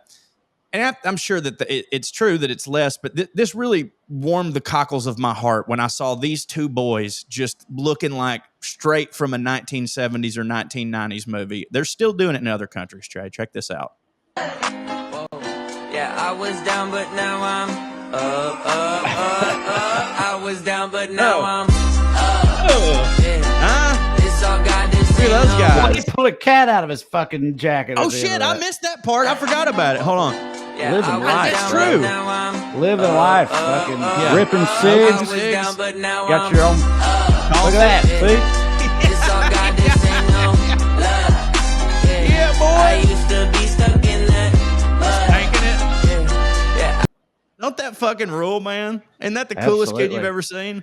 Takes me back. Definitely the Russian. I buy the Russian part or somewhere in the Eastern Bloc for sure. But you know, you're romanticizing that, and I'm right there with you because that I watched recently. I brought it up on Well Read, and again, I don't really recommend it, but I'm not into true crime. It was the documentary I brought up to y'all, and I said it made me feel gross and voyeuristic and shit. Yeah, the one about the neighbor. Yeah, I got to watch that. I watched the whole thing with Katie. And one takeaway I did have from it, because this is like current shit. The story that revolves around happened like 2 or 3 years ago, not that long ago. And so all the footage is from basically the modern era. And it's this poor neighborhood somewhere in Florida. And very racially diverse. There's like a bunch of black people, a bunch of white trash people. I mean, it's just those two. There's not, ain't no Asians or nothing like that, but still counts as diverse. But also poor people, they all got a shitload of kids, right? Oh yeah. So there's a bunch of kids in this neighborhood. But one thing that struck me about it, that all them kids, like, that's part of the whole central conflict of the story is those kids play together outside all day, every day. And there's one old lady who doesn't have any kids that lives there as an old bitch who like hates joy, And so like the kids having fun super don't hit for her. And that escalates to, pure tragedy eventually. But watching that, I was like, damn, I really didn't know that kids still did that anywhere. Yeah, it hits. But like they just run around, fucking 15 of them or whatever. Yeah. They're just outside all day long. Right. And, hitting and not doing anything fucked up, by the way, just like hitting, but just like being kids. But I was like, I thought that was a relic of a bygone era, but you got to be poor to do it, though. You do have to be poor to do it. Oh, that's what I'm saying. A lot of ways, look, I've always kind of laughed at like the trope of, the like Kate Winslet character is fucking super sad, staring out her first class porthole and nothing hits for her. And then you go down and fucking the soot covered peasants are in the fucking boiler room, like dancing jigs and playing violin and stuff. And it's like, they know how to really be happy. And I've always kind of been like, okay, fucking, like it's an easy thing for Hollywood it's a little insulting, but but I'd rather go to our parties than their parties. Right. But you know what I mean? I was going to say there definitely is something to it for sure. I don't know. That Diddy apparently threw some pretty raging parties, I heard. Yeah, that's true. But the one in Titanic specifically, like every time I watch that movie, I want to be at that specific party with all those Dubliners and shit. Like that just looks like a really good time. And also I think that's why a lot of creative people come out of those places, because like you've got to invent your fun, and you've got like when you live in a I didn't grow up poor, but I did grow up in a place where there ain't shit going on, like nothing. Like it's not, if we were in New York, we could have left our house and went to see everything. We didn't have none of that shit, so we just had to make stuff up and pretend a lot. You know what I'm saying? And so like go outside and play and jig around. Is that okay? Never thought about jig. I don't know if it's a generally accepted use. I don't know if people's dancing a jig is definitely a thing. I don't know if you can say to jig around. Well, I was thinking but of I don't think it's offensive. But I'm saying is dancing a jig. Is jig a specific dance? I mean, I know what I think I know what you're thinking of and why you're asking that, but I don't. I'm not trying to be funny. I'm just wondering because this has happened before. I don't think so. I think that's a separate thing. In fact, I mean, I can't even tell you how many times over the course of my life that later on in life as an adult, something has come up and been like, wait, is that? And then you Google it and it's like, yep, it's right. Almost every time it turns out to be racist. Right. Like nearly all the time. But here's a new one. Let's find out. Is dancing a jig considered racist? But this is going to think I mean actual fucking goddamn it. Is it? Well, let's see if we can. The first thing that pops up claims it is, but I don't know how reliable that source is. Right. It could have been the word jig for dance racist. Google's AI says the word jig, when used to refer to a dance, is not inherently racist in its primary historical definition, which is a lively folk dance. Okay. However, it is a highly sensitive term because the same word developed into an extremely offensive racial slur for a black person. So Giving it. I'm calling it. Oh my God. I knew it. No, no, listen to this. It's the fucking plot thickens. Oh boy. Because the origin, the etymology of the term jig, and I mean as in the dance one, Jig, the one that means a dance, not the offensive one. But the etymology of that is that it derives from the old French word jigger. Ooh. Yeah. That's what it says. So they shortened jigger to jig. And it meant dance the whole time. So it's fine. It's totally fine because it always meant dance. And it still means dance. It being a word for dance is, yeah, something. Now, well, I'm glad separate things. Glad you asked. Okay. About that. There's also the jig is up. There's that. The jig is up. Yeah, the jig is up. But do you think it was the gig is up and someone accidentally said jig? Because gig is up would make more sense. I agree. No jig. But in that scenario, when they say the jig is up, like you're no longer able to foist. This is we know that you are engaging in chicanery, and this jig is up. We found you out. Yeah. Because like if jig means dance and the jig is up and that means you've been caught, I don't get. Yeah, jig is like you're committing fraud. Right. So it's like, I don't know. You know what I mean? You're out. Fuck it. I don't know. I don't even know what I'm trying to say. We've had several requests, by the way, in Instagram comments for me to share this with you. And so I have it here. This is Kiki Astor. I got tagged. You probably did too, but you don't check those, which is good for you. We got tagged in this a bunch saying that, hey, we need to, this is exactly what your show is. And also we need to have her on the show. And this is, I've titled it Kiki Astor Explains the Venn Diagram. Check this out. Last night, someone told me I was so funny because apparently I oscillate between very fancy and redneck. And I said, darling, I don't oscillate. Old money, aristocrats, and rednecks have far more in common than people think. Both have family land they refuse to sell even if they're cash poor. Both like to decorate with things that once had a pulse. Both may have houses with no air conditioning or heating and they think it's fine. Bad teeth. Both have at least one cousin who married another cousin and we don't talk about it. Both drive cars that are technically vintage. Both have a funny idea of formal wear. Some do kilts and go-to-hell pants and the others do camouflage. Both have family portraits where at least one person's holding a weapon. And both think they're better than new money. So no, darling, I don't oscillate. I think I just understand that sometimes refinement and roadkill are only separated by a trust fund. Anyway, darling, I hope this helped. There you go. I mean, yeah, a lot of those. We've covered. Not all of them, but a few of those. Yeah, we've covered here on the show. One I hadn't considered is like that's so true. Like having a family portrait where somebody holding a gun. That's great. Has a gun. Yeah, I wish I'd have thought of that. Yeah, I know that we.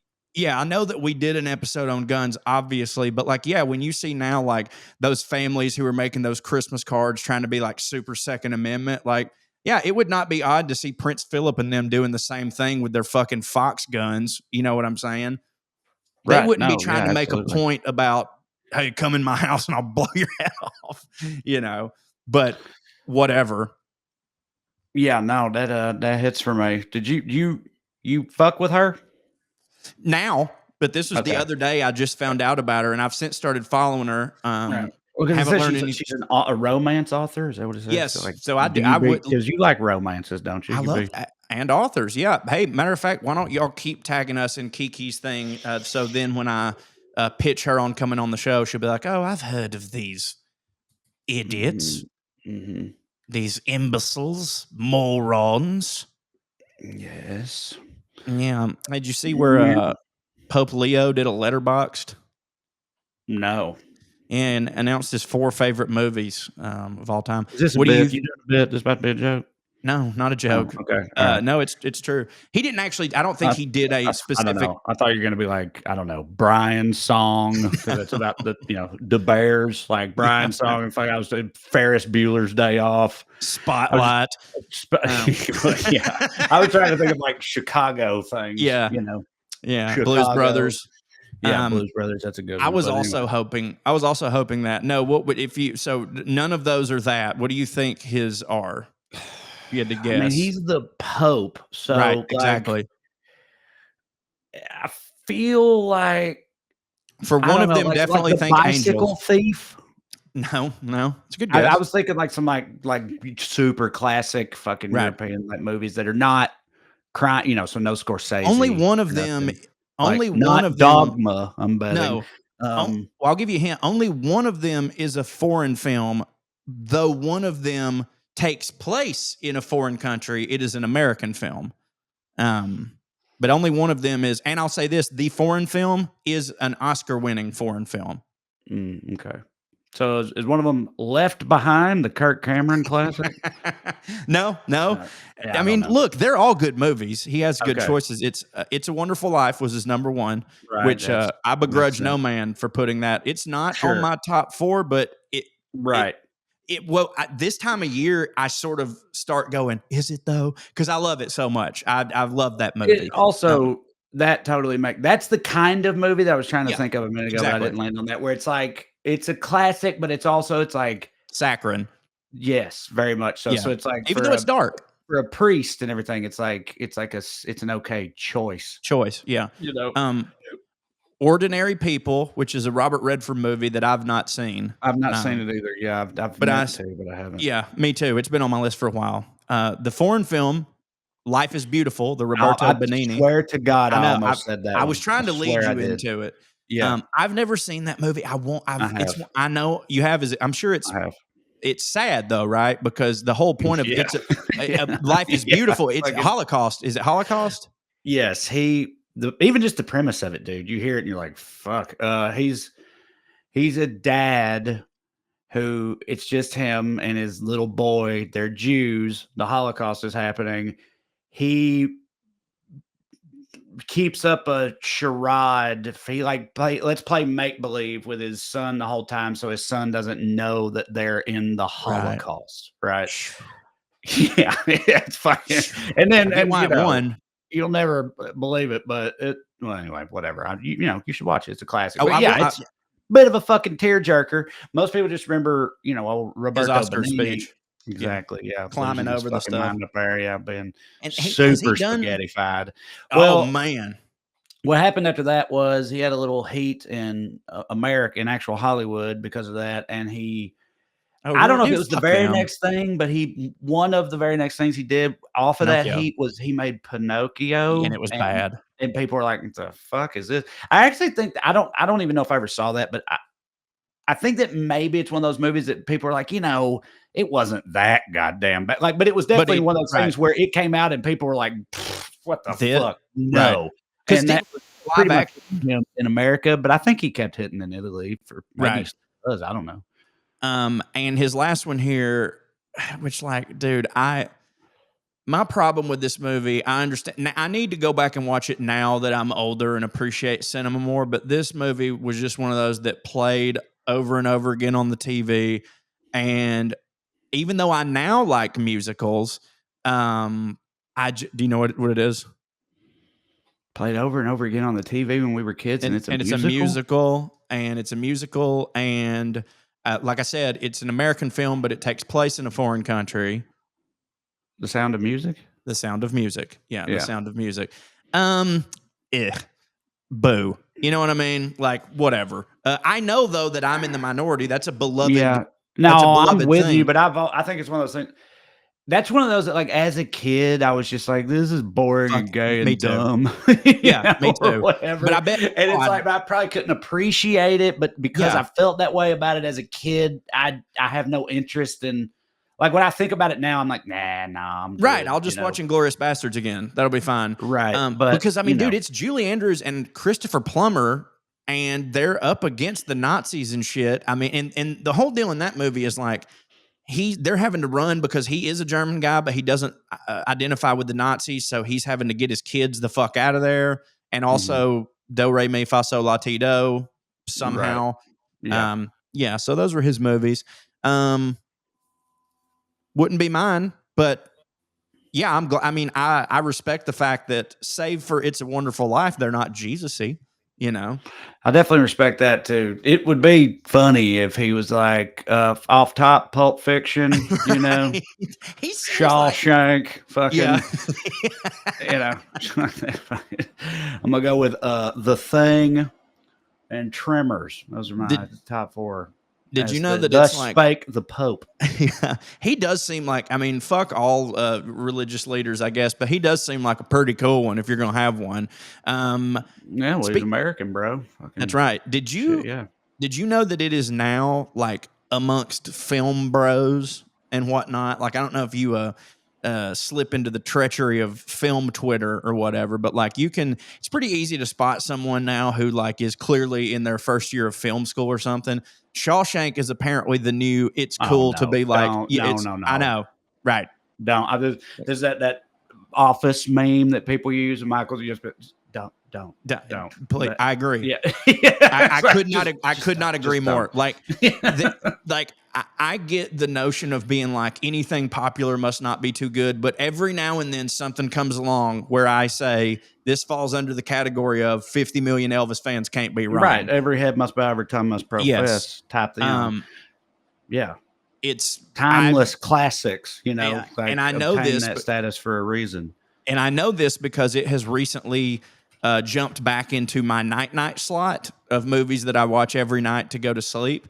And I was just and it was hard the first time because I was like, God, even though I've seen it a million times, like I actively want to continue watching this and hang on everything because this movie's so fucking good. And one of maybe 2 or 3 examples I know offhand where it's like, damn, the movie was actually better than the book, you know, like this is crazy.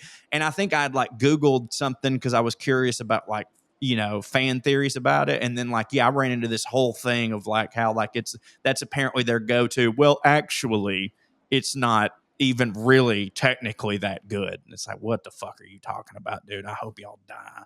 What's their argument? That we're all gay and stupid, and that it's dumb. It's just not that. It's too highly jacked off, and right. Well, it's just like it's too straightforward, vanilla, straightforward, and easy, and shit like that. No women break in any it. ground. It's no challenge. Yeah. Oh, well, yeah, that. Scoreboard, you know, right? Yeah, right, exactly. Yeah, movie often considered by many to be the best movie of all time. Also, I think is it not still the number 1 on like IMDb's all-time rating list? Pretty or sure. whatever? I don't know what would have taken it. That movie has less than 15 seconds of women talking in it is, total coincidence. But I'm saying you can't, hold that against it. It's it's a old-timey prison movie. Yeah. Also, I don't even think it's women talking. I think the only time she just moans because she's having sex. Like it's not even words. She's just going, take me, you know. Also, they probably have a problem with the fact that they get away. Like, that type of person, they're like, no, a movie shouldn't have a happy ending and blah, blah, blah. This movie's so fucking good.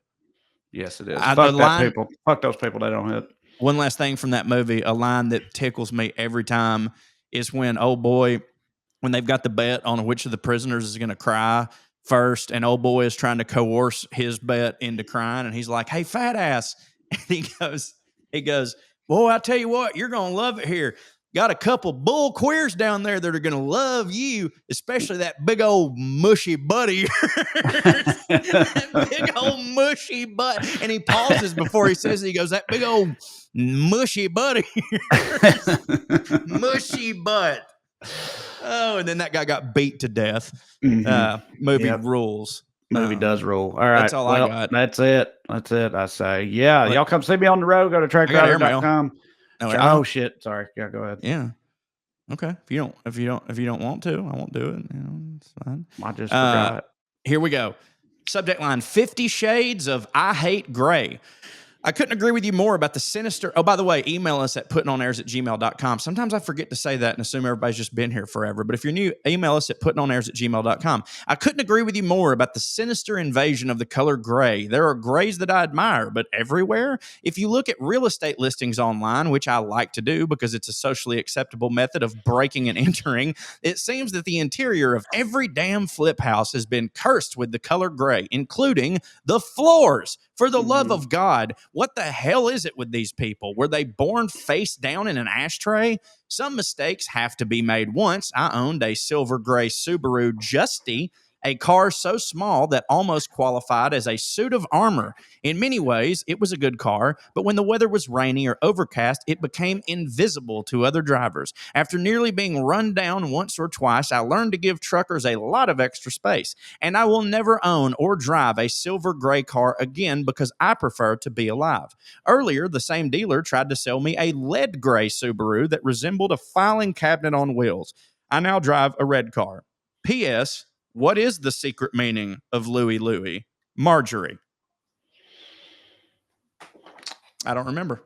We didn't cover it. I mean, we talked. Didn't. I had that list of songs that had a secret meaning, and I think she's just pointing out another one that's all right. This Google AI says Louie Louie is a song about a sailor who's sailing home to his love, but is struggling to explain the situation to his love while also dealing with the loneliness of being away from home. The song's title comes from the name of the bartender Louie that the sailor is talking to. Okay, right on. Well, how about that? Lovesick sailors lament about wanting to get back home. Anyway, I love that. Subject line, how stuff works. Feel free to use my name if read on air. This is Matthew Chess. Trae and Corey, greetings from the suburbs of Detroit. Longtime listener of All Things Skewniverse. Really appreciate what you guys do. I'm a mechanical engineer turned patent attorney, so your discussion on how the fuck shit works in this recent episode cracked me up, I bet. I spend a lot of time understanding how new inventions work and comparing them to old inventions for my job, which has given, damn, I want you to come on the show, bro, which has given me a pretty good basic understanding of how a lot of stuff works. In my experience, I find that most inventions are less magical than most people think and are relatively easy to explain. I'd be happy to chat with one or both of you on or off the air if you want me to break anything down for you. Not personally trained for the airwaves, but I like to think that I'm one of those smooth operators that Trae hypothesized. Also happy to try and explain stuff the best I can over email. Of course, this wouldn't be legal advice. It would just be for shits and giggles. I personally love demystifying this stuff for folks. Much love, Matt Chess. I definitely think we need to do at least a little bonus interview. I'd like to throw some questions at him. Especially the tape deck. I gotta fucking know. And one more. Oh, God damn it. All right. So this is visual. We had a friend, this was last week. Somebody sent me a link wanting me to know that Big Johnson, we've talked about Big Johnson on this show before. And we posited, like, are they still, what are they up to? Boy, they are still hitting heavy, Trae. And I would like to show you their new shirts that they have. Oh, right. Okay. Still on fire. This is Big Johnson snow blowers, guaranteed to handle the heaviest loads. Love it. Big Johnson Christmas tree farmers, where you'll find the biggest wood. Kind of same joke, but I'm for it. Now, here's one that's pretty good. Big Johnson linemen, we're trained to handle wet boxes in dangerous conditions. Okay. Yeah, well, look, dude, they've been at it for fucking 30 years or whatever now. You got the fucking, I'm not saying the well's ever going to run dry on dick jokes, but I'm saying, you're going to have to reach a little bit more. Of course. Fucking spread your wings a little bit. Well, hey, this is just good advice right here. If it has tits or tires, it's going to give you trouble. Yeah. Right. Hard to argue with that. Hard to argue. All right, it's Big Johnson. Yeah. Trae, where are you going to be? Dallas, Texas. If you're listening to this when it comes out this weekend, I'm in Dallas. Then next Wednesday, November 19th, Largo in Los Angeles. Right after that, Oklahoma City. Then after Thanksgiving, Fort Wayne, Indiana. And at the end of the year, closing out 2025 with Corey and Drew. Well read. Home for the holidays at Zany's in Nashville.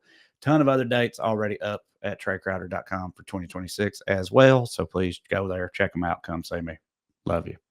CoreyRyanForrester.com. You can find the links to all my stuff. Also, this month on Cameo, I'm donating 100% of the proceeds to food pantries. So do that and stay fancy, motherfuckers. Skew. Here's Lydia Lovelace. 1, 2, 3, 4. 1, 2, 3, 4. Royalty and rednecks are alike. They both like cutting and picking fights. Biscuits and baked beans where they don't belong. Sit on down with Corey and Trae and learn some fancy shit today. We'll laugh a little even when they're wrong. They'll take you to a magical place where if you call someone a cunt, nobody cares. They keep it debonair at putting on airs, putting on airs, putting on